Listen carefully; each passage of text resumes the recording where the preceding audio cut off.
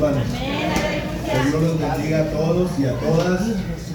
Siéntense por favor, hermanos, y ahorita vamos a leer la palabra. Voy a anunciar de una vez la lectura de la palabra para que la vayan buscando en sus Biblias. En el libro de los Jueces, capítulo 6, a partir del versículo 1 hasta el 14, por ahí, más o menos.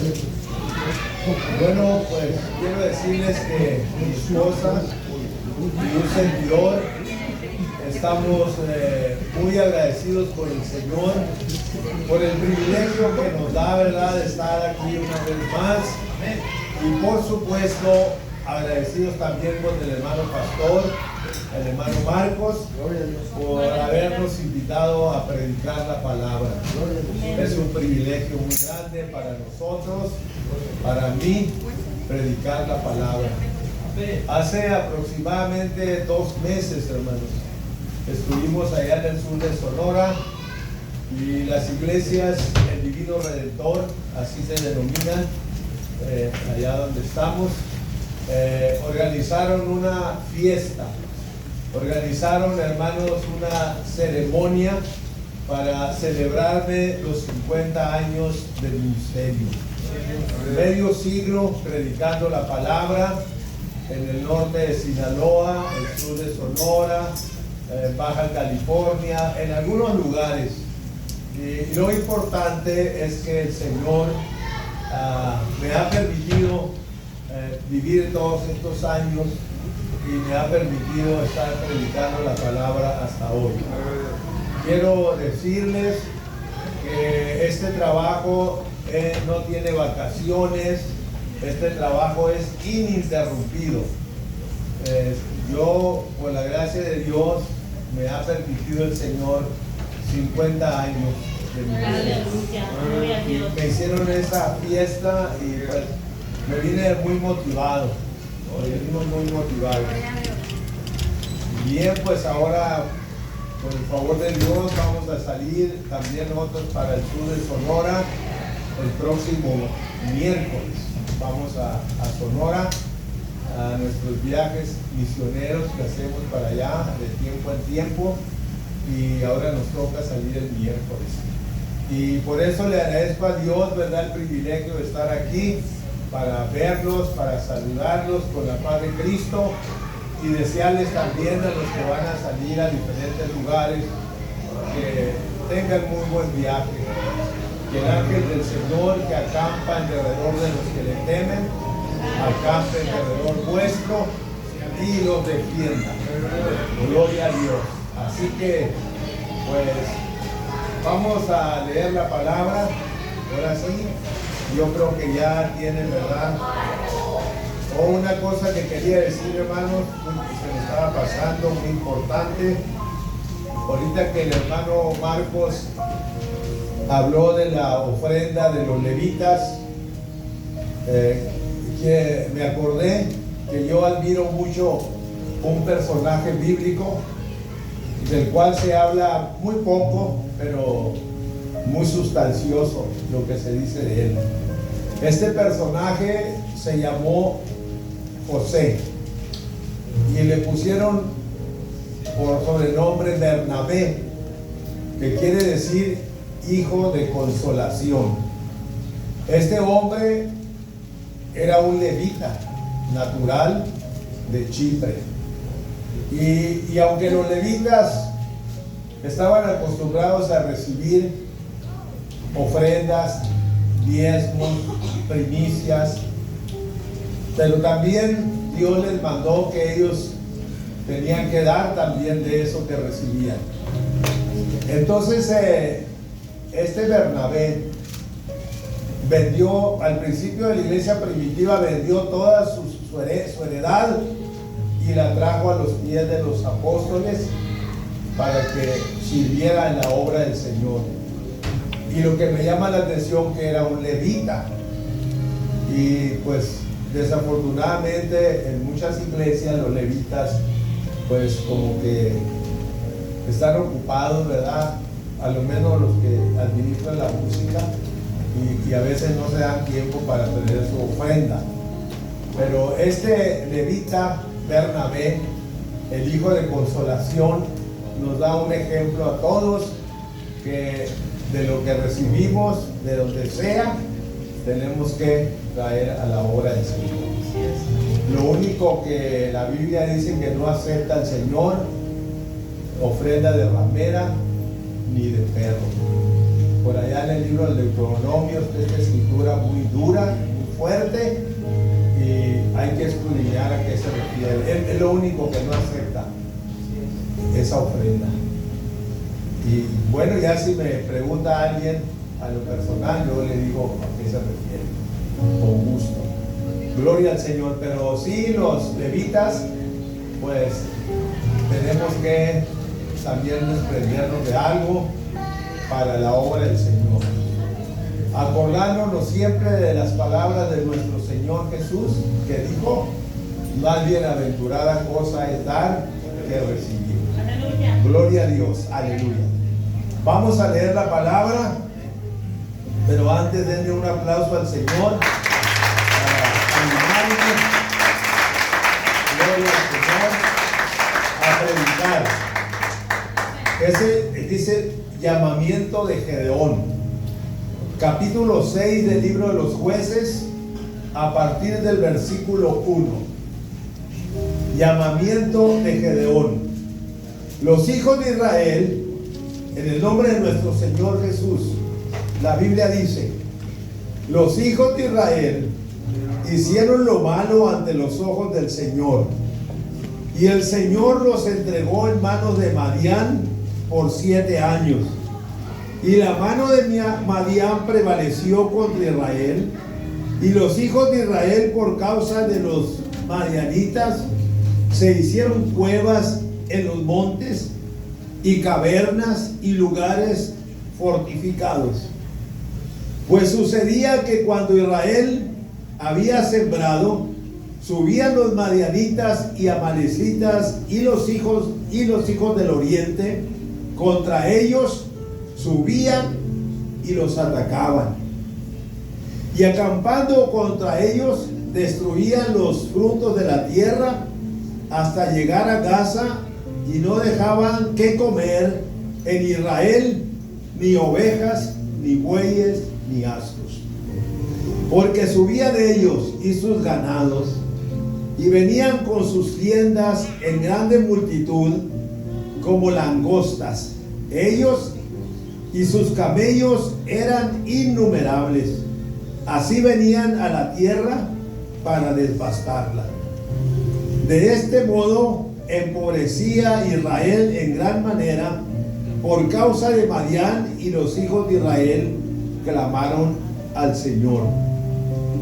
Y cuando los hijos de Israel clamaron al Señor a causa de los madianitas, el Señor envió a los hijos de Israel un varón profeta, el cual les dijo: así ha dicho el Señor vuestro Dios de Israel: yo os hice salir de Egipto, y os saqué de la casa de servidumbre, y os libré de la mano de los egipcios y de mano de todos los que os afligieron, a los cuales eché de delante de vosotros, y os di su tierra, y os dije: yo soy vuestro Dios.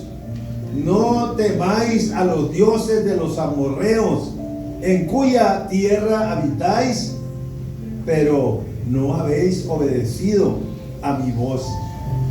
Y vino el ángel del Señor y se sentó debajo de la encina que está en Ofra, la cual era de Joás Abiserrita, y su hijo Gedeón estaba sacudiendo el trigo en el lagar para esconderlo de los madianitas. Y el ángel del Señor se le apareció y le dijo: el Señor está contigo, varón esforzado y valiente.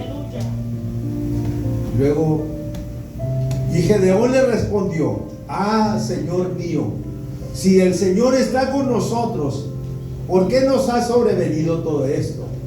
¿Y dónde están todas las maravillas que nuestros padres nos han contado, diciendo: ¿No nos sacó el Señor de Egipto? Y ahora el Señor nos ha desamparado y nos ha entregado en manos de los madianitas. Y mirándole, el Señor le dijo: ve, con esta tu fuerza salvarás a Israel de la mano de los madianitas. ¿No te envío yo? Entonces le respondió: ay, Señor mío, ¿con qué salvaré yo a Israel? He aquí que mi familia es pobre en Manasés, y yo el menor de la casa de mi padre. El Señor le dijo: ciertamente yo estaré contigo, y derrotarás a los madianitas como a un solo hombre. Aleluya. Hasta ahí la lectura de la palabra del Señor. Tengan la bondad de sentarse. Y mientras predicamos esta palabra, considere que la historia de Gedeón está contemplada en 3 capítulos, a saber, el capítulo 6, el 7 y el 8. En el nombre de nuestro Señor Jesucristo. Hermanos y hermanas, el Señor llama a individuos para que colaboren con Él en el cumplimiento de sus propósitos. Siempre Él da el primer paso y el segundo lo tiene que dar la persona respondiendo positivamente a la invitación del Señor. En la predicación de hoy, la persona llamada a participar se llamó Gedeón, hijo de Joás, el hombre que vivía en un lugar llamado Ofra. Bien, según la historia sagrada, hermanos, Dios nuestro Señor usó muchas veces a naciones paganas para castigar a su pueblo Israel cuando pecaban. Y en esta época de la historia, el enemigo número 1 de Israel se llamaba Madián. Y el pueblo de Dios no podía llevar a cabo una acción militar en contra de Madián por 3 razones fundamentales. Número 1, porque no solo el enemigo era Madián, muy a menudo se aliaban con él los amalecitas, dice, y los hijos del oriente, que juntos formaban un ejército tan grande que parecían langostas que venían sobre la tierra de Israel. En segundo lugar, esos ejércitos arruinaban al pueblo de Israel, le robaban las cosechas, le robaban ovejas, bueyes, vacas, y el pueblo, como dicen luego, no tenía que comer. Y un pueblo hambriado no puede luchar eficazmente. Pero sobre todo, en tercer lugar, Israel no podía tomar una acción militar en contra de esta gente porque Dios no estaba con ellos. Dios los estaba desamparando y los estaba castigando por causa del pecado. Gloria a Dios. Sin embargo, vemos en la historia sagrada una repetición de hechos que Israel muchas veces pecó contra Dios. Dios lo castigó, pero cuando la situación era insoportable, Israel se arrepentía, se humillaba y buscaba a Dios. Y Dios lo perdonaba. Porque Dios es bueno. Porque Dios ama a Israel. Porque Dios no quiere la muerte del pecador, sino que se arrepienta y que viva. Eso es lo que quiere Dios. Y esa era la actitud hacia su pueblo repetidas veces. Ahora Madián, los amalecitas, los del oriente, oprimían por 7 años ya al pueblo de Israel. Y el pueblo de Israel clamó una vez más al Señor, y el Señor le respondió que los iba a liberar a través de un mensajero anónimo, porque no dice cuál era el nombre de este profeta, pero les dijo que el Señor los iba a libertar. Dios necesitaba un libertador, un hombre, e invitarlo a que colaborara con él en el cumplimiento de ese plan que tenía de libertar a su pueblo. Y este hombre se llamó Gedeón. Sí, es, aleluya. Por cierto, era un hombre que no tenía características especiales, dijéramos, un hombre sobresaliente, nada de eso. Al contrario, Gedeón era hijo de un padre idólatra que se llamaba Joás, que aún tenía un altar de Baal en el patio de su casa, y también eran miembros no de una tribu muy reconocida, muy sobresaliente. Por el contrario, Joás y Gedeón, por supuesto, eran miembros de una media tribu, la tribu de Manasés. Y aparte de eso, la familia de Joás era una familia muy pobre. Y Joás, más bien, y Gedeón era el más pequeño de la familia, de manera que todo parecía indicar que Gedeón era el hombre menos preparado para esta tarea. Pero Dios lo escogió a él. Dios escoge al que él quiere. Y cuando Dios escoge a alguien, no lo hace en base a lo que esta persona es, sino más bien en base a lo que esta persona puede llegar a ser si se pone en las manos del Señor. Y esa fue la experiencia de Gedeón.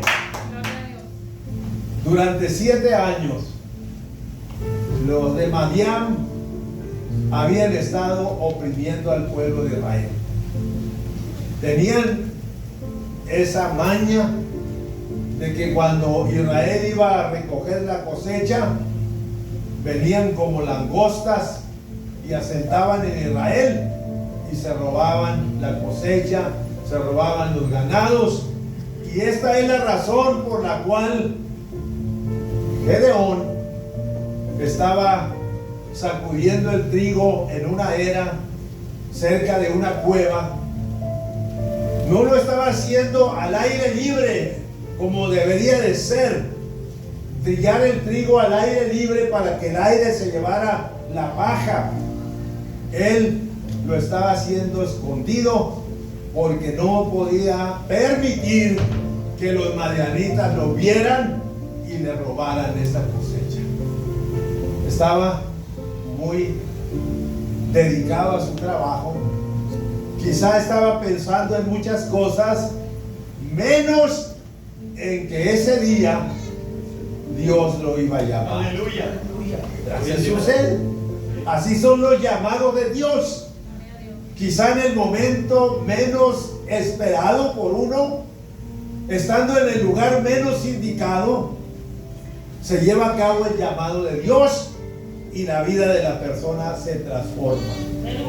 Gloria a Dios. Se transforma porque Dios no nomás lo llama, lo unge y lo capacita para que lleve a cabo esa tarea. Porque Él sabe que al hablar a un ser humano está hablando con un ser débil que puede sentir dudas, temores, inquietudes, emociones muy naturales en nosotros los seres humanos. Y por eso se acerca Dios a través de el ángel del Señor, que según los estudiosos, la mayoría de los estudiosos del Antiguo Testamento dicen que es el mismo Señor Jesús, el ángel de Jehová. Pero ya ese es otro tema. Lo cierto es que apareció el ángel debajo de un alcornoque que estaba allá en Ofra y le habló a Gedeón. Lo saludó diciendo: Gedeón, el Señor es contigo, varón esforzado y valiente. Gloria a Dios. Me traje esta Biblia a propósito. Tengo una antigua versión y es con la que yo predico, pero me llamó la atención que aquí cuando le dice el Señor es contigo, varón esforzado y valiente, la antigua versión no dice y valiente, como dice esta que acabo de leer. ¿Cuál le gusta más? ¿Donde dice nomás varón esforzado o donde dice varón esforzado y valiente?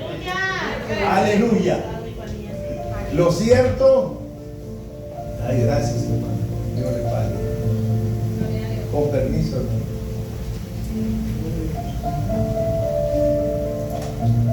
Bueno, Gedeón era un hombre muy humilde. Puede ser que haya sido esforzado y también valiente, pero él no reconocía que tuviera esas dos características. En primer lugar, porque cuando le habla el ángel, está temeroso, está dudando, está sacudiendo el trigo en la era cerca de la cueva para esconderlo rápidamente. Y aparte, cuando el Señor lo saluda de esa manera, Él le responde de una manera diferente. Si el Señor está con nosotros, ¿por qué nos han sobrevenido todas estas cosas? ¿En dónde están las maravillas que dicen que hizo el Señor en Egipto, que hizo el Señor con nuestros antepasados? La duda sincera es muy diferente a la incertidumbre, a la incredulidad. Gedeón dudó y sinceramente le dijo al Señor en estas palabras la condición en que estaba su corazón. Y vemos que el Señor no lo reprochó en ninguna manera, porque este es el sentir de todo ser humano ante una situación como la de Gedeón. Veamos por ejemplo el caso de Moisés. En el capítulo 3 del libro del Éxodo, Dios lo llama desde una zarza y lo comisiona, lo llama a participar en la liberación de su pueblo allá en la tierra de Egipto. Pero Moisés también dudó, también estuvo en incertidumbre y le declaró al Señor. Y el Señor sabe que esta es una reacción natural. Por eso le dijo a Gedeón que él, con su fuerza, la poquita fuerza que él tenía, pero dice: yo estaré contigo. Es lo que hemos venido declarando, que somos débiles, Pero si el Señor está con nosotros, tenemos poder, somos fuertes, somos victoriosos, porque el Señor está con nosotros. Así le dijo Dios a Gedeón: los vencerás con tu fuerza, porque yo estaré contigo. Gloria a Dios. Y Gedeón le pidió una prueba al Señor. No sabía él si estaba soñando, si estaba viendo alguna visión, o si era realidad lo que estaba pasando, que Dios lo estaba llamando para que fuera el libertador de su pueblo.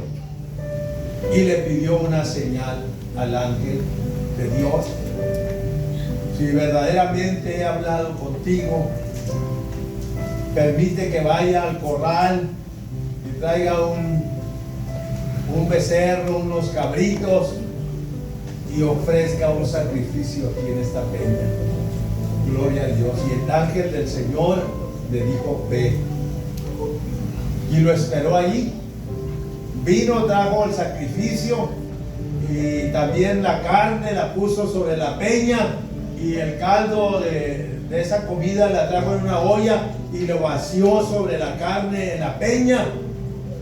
Y entonces sí, el ángel del Señor dio su vara y tocó ese sacrificio, y salió fuego de la peña y lo consumió, y el humo y el fuego que subió al cielo, en ese se fue el ángel del Señor, y hubo una convicción segura de que Dios le había hablado.